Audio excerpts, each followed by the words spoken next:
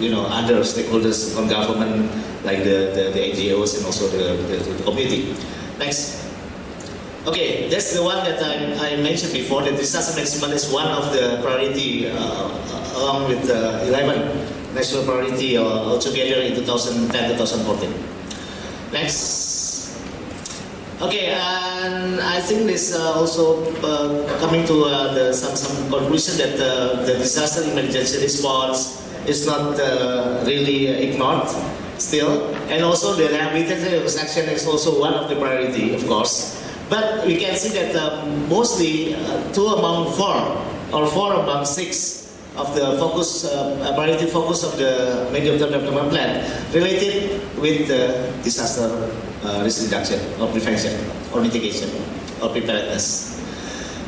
And of course, increasing community preparedness of DRR is very important. That's why we have the important program, what we call the community-based disaster risk management, which is now being implemented, and I think Bu Hening and maybe Pak Danang will mention this later in the next session. Next. Okay, now DRR, emergency response and rehabilitation reconstruction. This is the 3 main subsystem of disaster management, and we can see that here that among 6 priority or focus of the 2010-2014, we can see here that 4 of the 6 among the 6 related with the DRR. Only 1 related with the emergency response, and the last one related with the recovery of the post-disaster. So we can imagine that how important is the DRR related with other subsystems of the disaster management. Next. Okay, I think this is almost similar. Next. Let's skip. Next. Next. Okay. Now, what the NEP DRR is all about? Because I was sharing the team with Pak Sugeng when I was in Bappenas, actually, in formulating the NEP DRR with the help of here also Bu Hening at the time. So the 5 priorities of the SFA, actually, Yogo Framework for Action 2005-2015. So we have actually the 7 NEP DRR programs here: strengthening the regulations, and then disaster management planning, research, education and training, increased participation and capacity of community in DRR, disaster prevention and mitigation, early warning and preparedness. And among those 7 NEP DRR program, we have already been trying to detail into 33 main activities. And this is actually maybe you can easily download the document NEP DRR 2010-2012 from the website. I think BNPB website and Bappenas website still has it easily to download it anytime. Next. Okay, actually this is the issue now in implementing NEP DRR. If we are trying to consist or commit with the global platform that 1% of the total allocation of the national budget is supposed to be dedicated for the DRR. 10% of the allocation for the post-disaster reconstruction is supposed to be dedicated for the DRR. And 30% of the total allocation for the climate change related activities is supposed to be dedicated for the DRR. In the reality, this is still far from ideal. Because we only have been allocating actually about 0.18% so far in the total APBN. It's supposed to be 1%. So that's still far actually from the ideal actually. And that's actually for the budget matters. And this is also in the local government implementation that they are mainstreaming in the DM disaster management at the local level, and also they are into the local medium-term development planning. There's only a few regions already been accommodating this issue, and also formulating the DM plan and the local action plan for the DRR in its area. Next. And I think for the urban management, now I try to move to the urban management. I still have 7 minutes, but yeah. Okay, the development planning should consider disaster risk, of course. as I mentioned, that it's already been put into the national priority. And the DRR should be included also in the development planning documents, long-term, medium-term, short-term, as well as the spatial planning document. And the good thing is the new law for spatial plan, Law 26/2007, is actually the first time we put the disaster risk orientation spatial planning document. It's quite different with the previous law of the spatial plan actually. And monitoring of risk and hazard has to be part of the urban management process. Actually, this is our purposes that needs to be working closely with the urban management. Next. And why DRR has to be an important issue in urban management? As I came back from the first slide, this is not, if not planned, it will lead to disaster, of course, because the population, the density, and also the asset, sometimes natural asset located in the urban area, and as well as high density population, and also the asset, and also the strategic cities, and the impact if this disaster happen can get the national economic growth and also the politics of the nation. Next. Okay, this is actually some function that needs to be considered if you are trying to see about some main strategic issues on how to mainstream the DRR into the urban management. Okay, the national regulation, and then how to strengthen the institution for disaster management. Effective budget, of course, allocated for DRR. And also development and implementation has to be integrated with all sectors. And of course, a distribution of responsibility between government, private sector, and also public in planning, monitoring, and controlling the development of the DRR. Next. Okay, this is actually the scheme. It's already been developed together by BNPB and Bapenas, and learning from some project working in Indonesia. So urban disaster is actually not only the environment but also the institution. It's very important here. We're talking about both sides, both the activities and also the access. Next. Okay, and how we try to integrate the DRR integration in the urban areas here. So it's both integrated, and then also try to see that the urban public awareness is very important also. How the disaster insurance needs to be socialized and also adopted. Informal sector awareness and the role of the DRR is also needs to be disseminated and carried out in the urban area. As well as integrating all the development sector, public works, transportation, health, education, many sectors need to be involved. Next. Okay.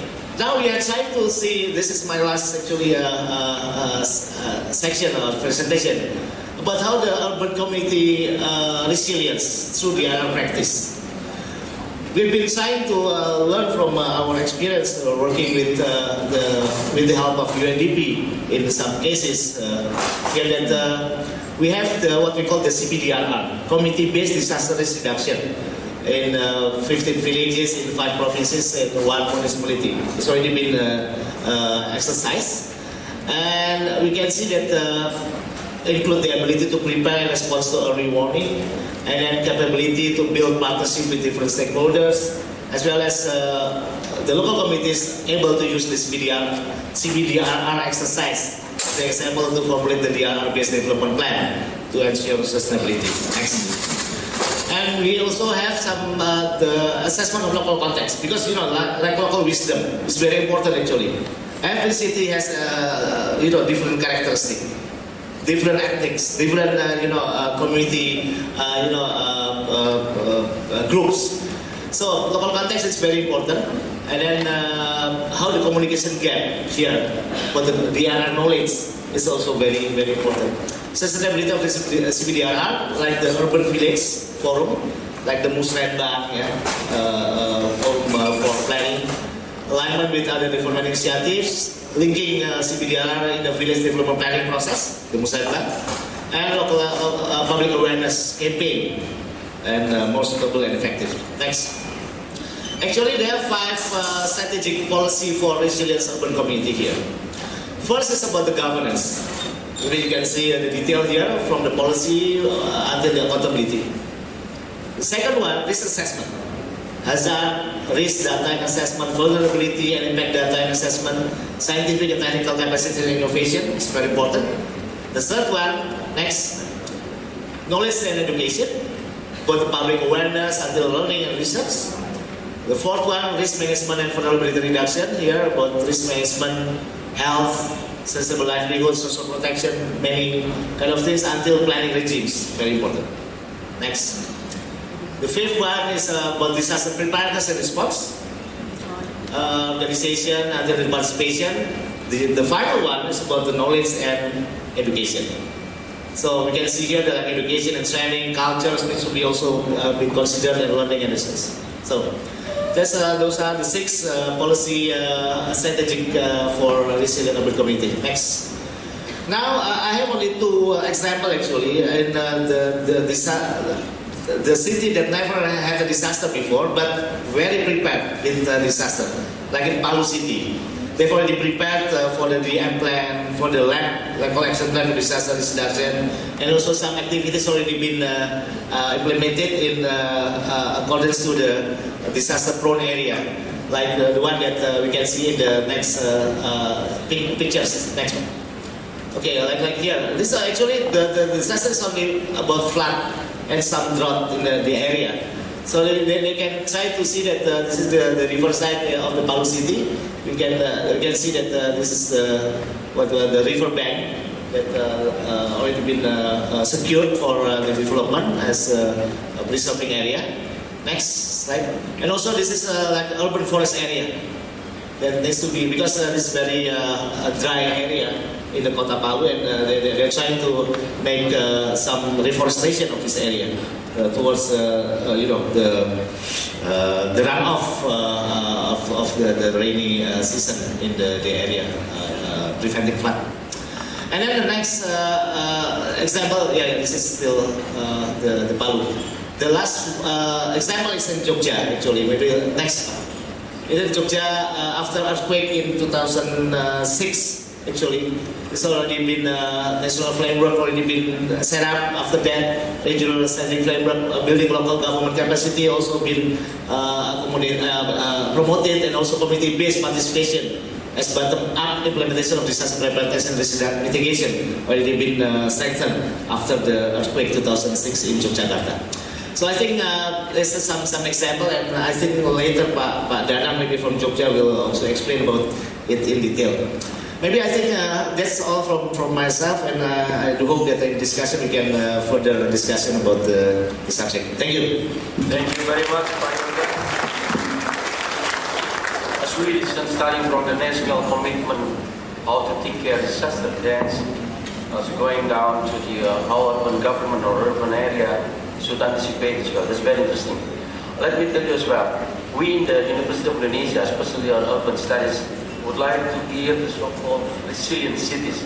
That's what I heard for the first time when there was Congress or UNAS of PNPB in Balai Kartini. At the time, one of professor from Teknologi Bandung, Pak Krishna, is explaining us about resilient cities. I think if colleagues from ITB or ITB and UGM already to some extent advanced in disaster area, I think we call upon our colleague from the University of Indonesia, because this very, very challenging discipline actually. In the context of Indonesia is so many calamity that we are facing. Don't forget, it's not just about natural disaster, but also man-made disasters, as Pak Rector mentioned us. Well, even in Singapore, for example, there is a non-traditional security institute. That's not on military aspect of security, but a kind of non-security in the sense of a social conflict, for example. Or like in Bangkok, of course flooding, but there is a war in the cities, for example. There's a kind of disaster as well. Right, and I think also from Pusat Krisis and other PSIP colleagues, the CBDRR is very interesting. How we can jump into the local community-based approach. Later on in the third session, we're going to listen more on that issues. Now Pak Sugeng Triutomo. Pak Sugeng adalah tadi mewakili Pak Sofie Mahid. Now let me sharing with you, beliau adalah dari University Paul Sabatier di Prancis. Kemudian dia sebelumnya di BPPT, kemudian sekarang menjabat karena masih banyak sebagai deputi satu di silakan Pak.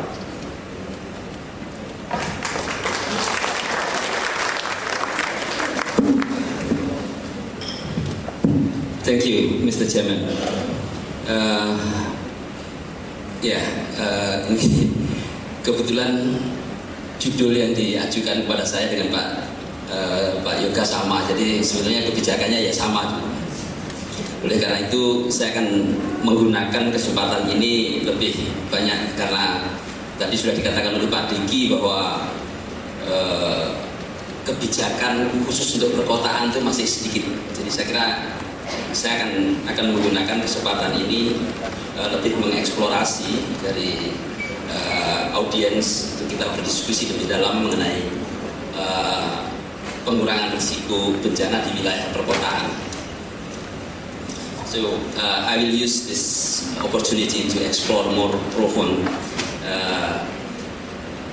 among Indonesian colleagues from study on urban and also from the psychological faculty to discuss more about the disaster risk reduction in the urban area.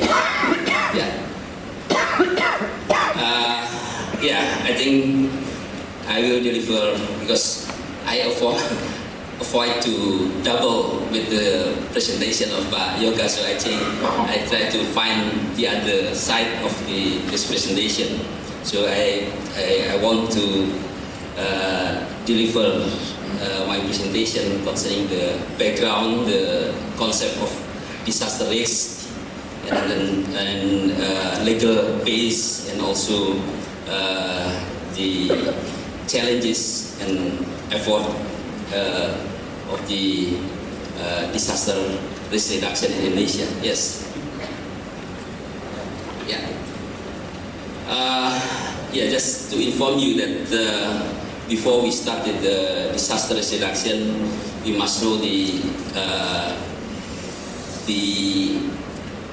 history of doing the disaster risk reduction, because sometimes we confusing between mitigation, disaster risk reduction, and other terminology. So the word of disaster risk reduction is started in the end of the decade 2020s, when the international decade for natural disaster reduction conducted, and then the first. So I think we learned from Japan because Japan is hosted two of the World Conference, first in Yokohama in 1994, and the most important conference in 2005 in Kobe, the World Conference for Disaster Risk Reduction. And then the establishment of the International Strategy for Disaster Reduction in 2000. And then the Forum of the Disaster Risk Reduction is conducted every 2 years, in 2007, 2009, 2011 in Geneva, for the Global Platform for Disaster Risk Reduction. And then in the Asia and Pacific region, we have a forum for the ASEAN Ministerial Conference on Disaster Risk Reduction that's held also every 2 years. 2005 in Beijing, 2007 in New Delhi, 2008 in Kuala Lumpur, and 2010 in Incheon, Korea, and then 2012 Indonesia will be host the ASEAN Ministerial Conference on DRR in October in Yogyakarta. So this is the activity dealing with the disaster risk reduction. Yes. Yeah, I think the